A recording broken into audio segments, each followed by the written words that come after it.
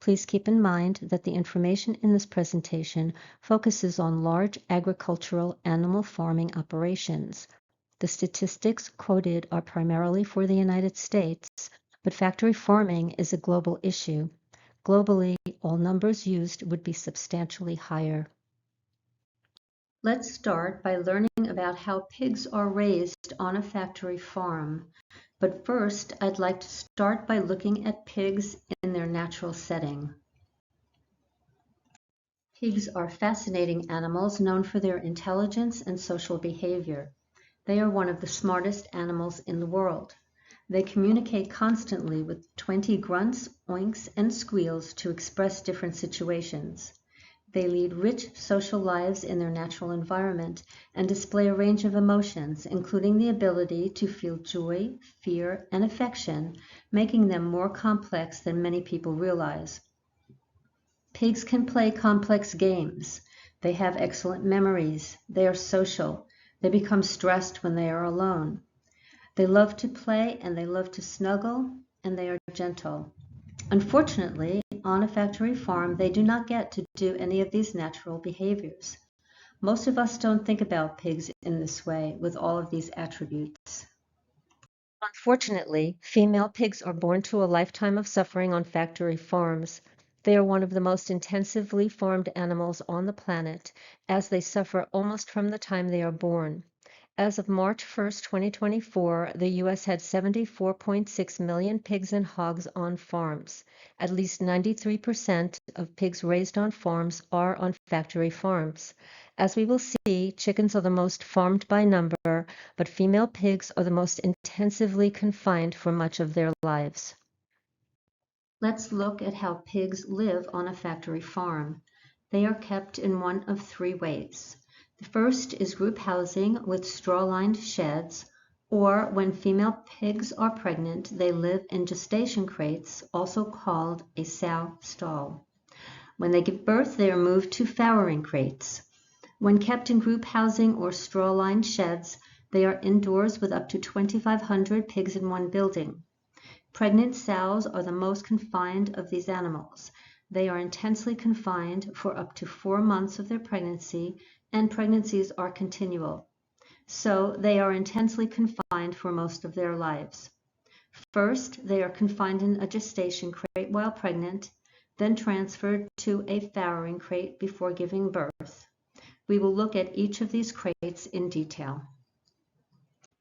This is a gestation crate and how pregnant pigs live for 4 months. The pregnancies are continual as female pigs, sows, are repeatedly impregnated through artificial insemination. Each pregnancy lasts for 3 months, 3 weeks, and 3 days. They give birth to between 5 and 8 litters in their lifetime, 2 to 3 litters in 1 year, up to 12 piglets at a time. Here is another view of a gestation crate. 60 to 70% of sows are kept in gestation crates. These crates are metal pens 2 feet wide. The crates are so small that the sow cannot turn around. Larger, older sows must sleep on their chests, unable to lie on their sides as pigs usually do. There is no bedding material. The floors are slatted plastic, concrete, or metal to allow waste to be collected below. Pregnant pigs suffer physical and psychological damage. Obesity and crippling leg disorders are common.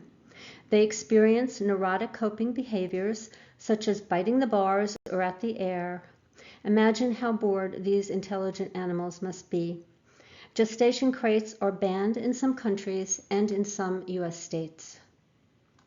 After her 4-month pregnancy spent in a gestation crate and a few days before giving birth, sows are moved to farrowing crates for up to 5 weeks, generally 3 to 4 weeks.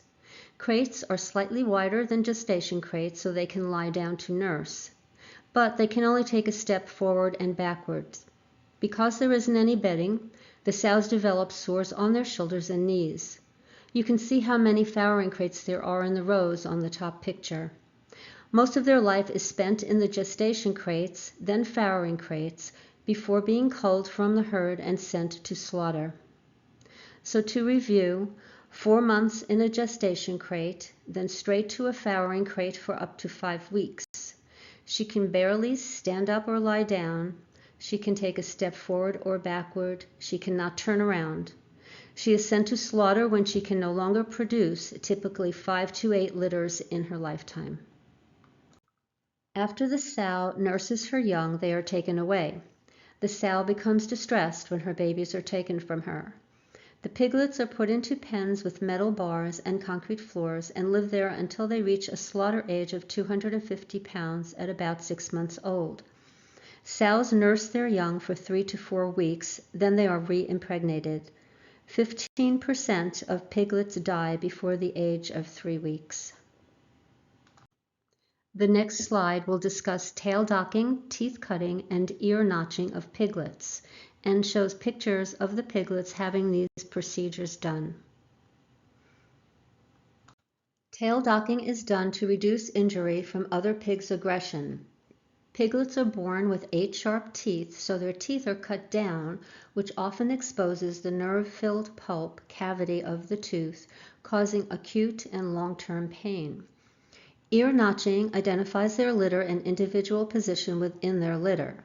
The right ear identifies the litter number, the left ear indicates the piglet's number within the litter. Castration is done at age 4 to 14 days to avoid boar taint and to reduce aggression. Chronic pain from castration lasts up to 4 days. Some animals die from the shock and pain from the procedures, which are typically done at the same time without anesthesia. Pigs may be shipped to slaughterhouses across the country on trips that can take more than a day. They experience physical stress and injuries from loading. They endure these long journeys, sometimes suffering in extreme weather conditions without food or water, causing dehydration. They experience stress from the vibration, the noise, and the fumes. There is intense crowding, exposure to extreme heat and cold, no room to lie down and rest, causing exhaustion. Many will succumb to illness, injury, or even death along the way. Each year, an estimated 800,000 pigs are unable to walk or stand due to the stress of the journey. If pigs are unable to walk when they arrive at a U.S. slaughterhouse, they are separated from other livestock and placed in a designated pen for non-ambulatory animals. Non-ambulatory pigs are moved using specialized equipment such as sleds, loaders, or cripple carts to avoid dragging them. They are then slaughtered separately from other livestock, and an inspector will determine if their meat is fit for human consumption. Another 330,000 pigs die before arriving at the slaughterhouse, primarily from heart failure. Imagine the difference: no light or movement all of their lives, and then the feeling of motion and the noise of cars and the tumbling into other pigs as the truck drives them away. It's no wonder there's heart failure. The next section will discuss the manner in which pigs are slaughtered.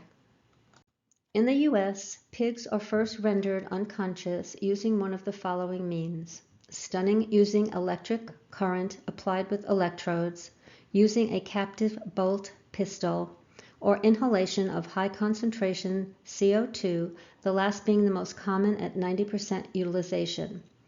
Once the pigs are unconscious, their throats are slit open. After they bleed out, they are dipped into scalding water to remove their hair. The speed of the slaughter lines makes it nearly impossible to ensure that every pig is properly stunned before slaughter. This means that many pigs are able to see, hear, and smell pigs around them being killed. They may be boiled alive when they reach the scalding tanks. Regarding the CO2 method of slaughter, CO2 stunning chambers are used.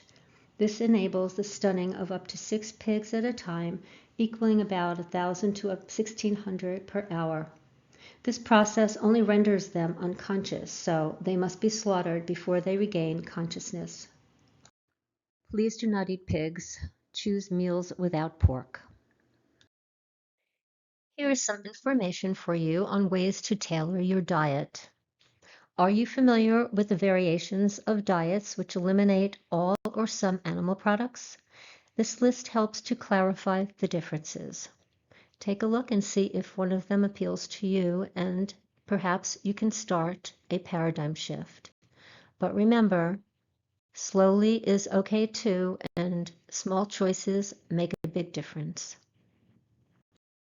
I've prepared a listing of recommended reading that addresses factory farming in various ways, along with a short description of the book's focus.